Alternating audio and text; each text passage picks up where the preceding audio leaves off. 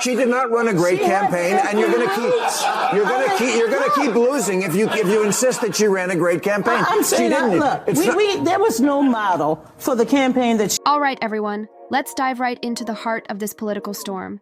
Bill Maher, well, he's pretty much pulling off the Band-Aid and exposing the harsh realities behind Kamala Harris's campaign struggles.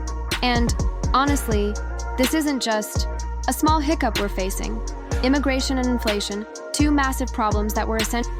The big issue, right, was immigration. And inflation, immigration. Those two are very big issues. And you asked Vice President Harris, why did you let all these people in for the last 4 years? She did not have an answer. I still don't know the answer. They actually could, with an executive order, shut it down as they did earlier this year. So why did they not do it 3 years earlier? And I think people felt she did not respond to that in any way. She had no answer on inflation, and she also seemed to represent that whole woke zone that people are sick to death of. And I think those three did it. I agree with the first two, but I'm not going to get into this, oh, the people are too damn woke. That wasn't an issue. So, how did this even happen? Meanwhile, Donna Brazile tries to shift focus by sticking to the narrative that everything was just fine. It's honestly a bit odd, if you ask me. The Democratic Party's refusal feels more like a hesitation to face reality, and, honestly, it's crumbling at the edges. Hold up. If you enjoy content that challenges the norm and stays real, hit that subscribe button. Go ahead, I'll wait. Done? Great. Welcome. Let's get back to it. Harris's campaign struggles. All right, let's talk about what Bill Maher had to say about Kamala Harris's campaign performance. And folks, it's not looking great. Maher didn't hold back. He dives right in, pointing out that Harris struggled to connect with voters. And why is that? Well, mainly due to what he calls her inability to tackle crucial issues like immigration and inflation. He says the campaign was more about disconnection than anything else. It's like they sidestepped the core issues, and naturally, that didn't go unnoticed. Not go unnoticed. I agree with the first two, but I'm not going to get into this, oh, the people are too damn woke. That wasn't an issue. What happened? Yeah, it was. I disagree with you. I know, and that's why you're going to keep losing. No, man, look. I mean, it's not to go. Okay. Yeah. But not to, on July 21st at 1:41 p.m. when Joe Biden announced that he was not going to, he was going to step down, Kamala Harris had to step up. Now, what other Democrat could have stepped up in that period of time? We're not arguing about that. All right. We're arguing the campaign she ran. They asked her what she would do differently. She said, I can't think of anything. That's terrible. How do we trust a party that was telling us with a straight face that Joe Biden could be president for 4 more years without any problem whatsoever? That's what the Democrats were telling us. It was a massive lie. We saw through it. Everyone saw through it. Did you see him this week? Could you imagine if we were just starting on the next term? That was First of all, happy birthday, Joe Biden. Happy birthday. Joe Biden turned 82 this week. All right. And Bill, I hope you're still kicking ass at 82. Maher argues that Harris missed a key opportunity to tackle these urgent issues head-on. Immigration, let's face it, was a major factor in this election. Allowing an influx of people without clear policies or solutions left many, including Maher, questioning Harris's approach. He criticized her for lacking answers when directly asked, especially as vice president, with the platform to push for real change. It's almost like she was consulted and nothing happened. You really have to wonder why there wasn't more action, right? Silent on inflation, Harris's lack of response to inflation also came under fire from Maher. He pointed out how this was a crucial issue for Americans facing rising prices. Yet, the campaign never addressed it properly or offered concrete solutions. And honestly, it's hard to connect with voters when you're silent on the issues that matter most. Maher, with his blunt style, made it clear that silence doesn't always hold value. Woke zone critique, then Maher went after Harris's stance on what he calls the woke zone. He said people are just fed up with it. According to Maher, the overemphasis on politically correct language instead of practical solutions was another setback for her campaign. Many voters, he believes, felt alienated rather than supported. Maher thinks this disconnect from the grassroots caused Harris to fail to resonate with voters, much like trying to sell something no one wants or asked for. Handling issues.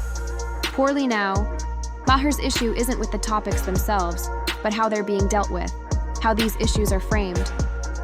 He believes this naivety and refusal to engage in real, meaningful discussions are pushing people away from the party.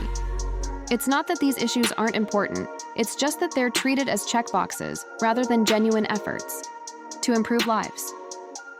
Democratic self-deception. Then there's the Democratic Party's tendency for self-deception. Maher points out how they act as if these losses don't reflect on them. He calls out this denial, as if ignoring their flaws will make them go away, which seems ridiculous. By doing this, they repeat past mistakes, ultimately damaging their credibility. Partisan divide and family. Maher also touches on the increasing partisan divide, especially how it's tearing families apart due to political differences. He urges us to consider the impact of cutting ties with family over differing political opinions. It's a real societal issue.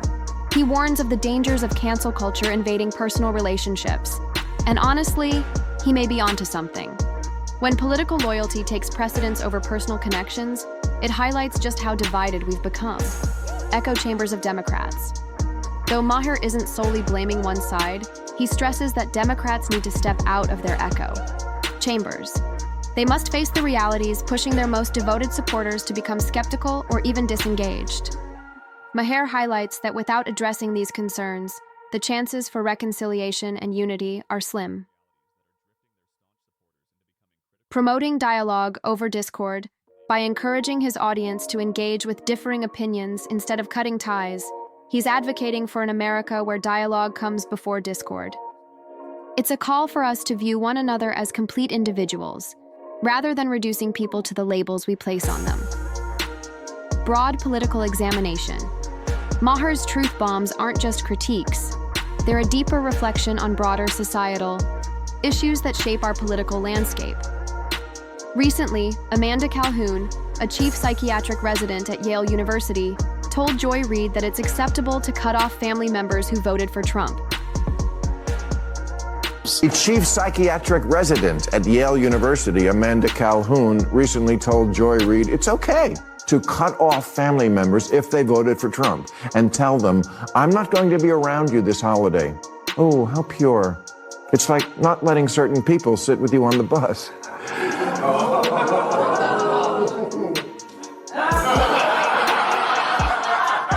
She also said that it shouldn't be automatic that family members think they're entitled to your time. She said that's just a societal norm. Family. Who do they think they are? Family?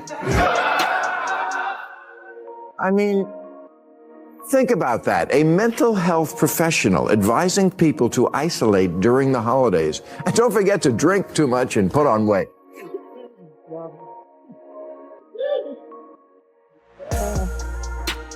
And this Thanksgiving, before the big meal, remember to take turns saying what you're hateful about. You know who I really wouldn't want to have Thanksgiving dinner with?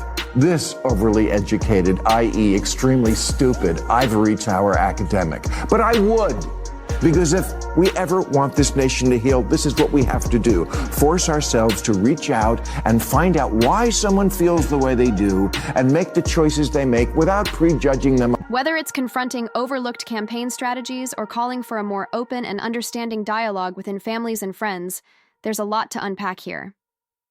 Audience engagement. So what's your take on all of this? Do you agree with Maher's sharp critiques? Drop a comment below with your thoughts. We'd love to hear your perspective